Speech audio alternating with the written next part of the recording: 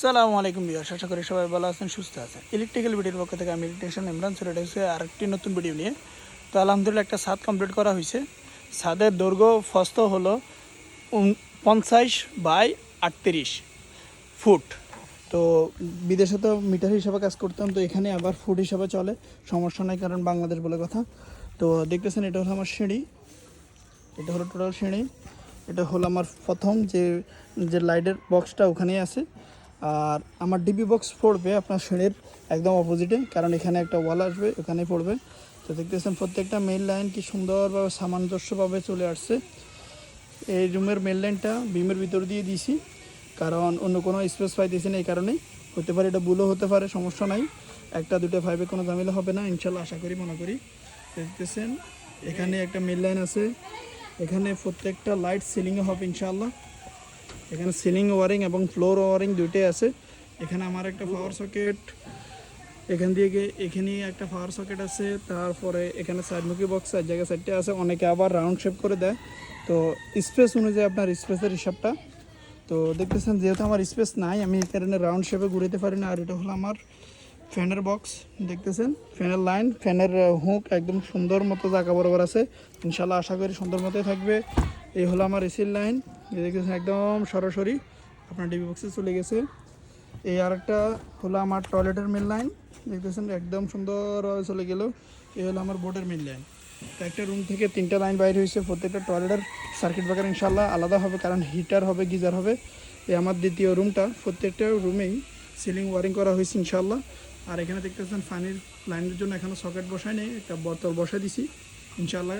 কিছুক্ষণ পরে 4 ইঞ্চি একটা সকেট বসাই দিব ইনশাল্লাহ। তো এখানে ওয়ারিংগুলো দেখেন, প্রত্যেকটা জায়গাতে আপনার ফ্যানের হুক একদম বরাবর সাথেই থাকবে ইনশাল্লাহ। এই হলো আমার দুইটা রুম। আর রুমের দেখতেছেন একদম সরাসরি ডিবি বক্সে চলে গেছে ইনশাল্লাহ। আর এখানে যে এসির যে লাইনটা আছে, এই লাইনটা এখানে ডাউন হয়ে ড্রপ হয়ে ডাইরেক্টলি সেই ডিবি বক্সে চলে গেছে। তো প্রত্যেকটা লাইনই এভাবে হবে ইনশাল্লাহ। দেখুন এখানে আমার এটা হলো আমার কিচেনের তিনটা ড্রপ তিন দিকে পড়ছে। আর এখানেও আমার একটা ফ্যানের হুক আছে, যে কোনো প্রয়োজন করতে পারবে। আর এই হলো আমার কিচেনের মেন লাইন, দেখতেছেন একদম সরাসরি অন্য রুমের ফ্যানের সাথে জয়েন্ট হয়ে সরাসরি চলে আসছিল। যদি এখানে ফ্যানের সরাসরি লাইনটা না পাইতাম, তাহলে এখানে আবার একটা মেন লাইন দেওয়া লাগতো ইনশাল্লাহ। এই আরেকটা রুম আলহামদুলিল্লাহ। আর অবশ্য প্রত্যেকটা জায়গায় আমি কয়েল 5 ইউজ করছি। কয়েল 5-এর ইউজের একটাই সুবিধা, যে আপনার কোনো প্রকার সকেট টকেট এগুলো ঝামেলা থাকে না। এটা হলো আমার ড্রয়িং রুমে দেখুন, এখানে ড্রপ নামানো হয়েছে ফাওয়ার লাইনের জন্য, ওখানে ড্রপ নামানো হয়েছে, এখান থেকে দুইটা নামানো হয়েছে ড্রপ। আর মিড লাইনটা আবার এখানে বিম দিয়ে দেওয়া হয়েছে, জায়গা কম থাকার কারণে। দেখতেছেন সুন্দর মতো চলে গেল। আর আবার প্রত্যেকটা লাইনের সাথে বারিন্দার যে লাইনটা আছে, এখানে কিন্তু বারিন্দা হবে না, বাস বারিন্দার জন্য লাইন রাখা হয়েছে। আর ক্যামেরার জন্য আমরা এখান থেকে সরাসরি কানেকশান দিয়ে এখান থেকে এসে সিধা আমরা একদম লাস্ট কর্নারে চলে গেছি। আর এখানে এই যে বক্সটা দেখতেছেন, এখান থেকে আবার সরাসরি ডিবি বক্সে চলে গেছে। আপনি যদি এখানে সিসি ক্যামেরার মনিটর বসাইতে চান, যত কিছু বসাইতে চান এখান থেকে পাই যাবেন ইনশাল্লাহ। ওই কর্নারটা ওইখান থেকে ডাইরেক্টলি সোজা একটা 5 চলে আসছে। আর এখানে আমার 3 তলার যে ফাউন্ডেশন লাইনগুলো 3 তলার ইনশাল্লাহ দেওয়া হয়েছে। আর যদি ভিউটা দেখাই, অনেক সুন্দর মাশাআল্লাহ। আমার কাছে মনে হয় আপনাদের কার কাছে কীরকম লাগে অবশ্যই কমেন্ট করে জানাতে ভুলবেন না।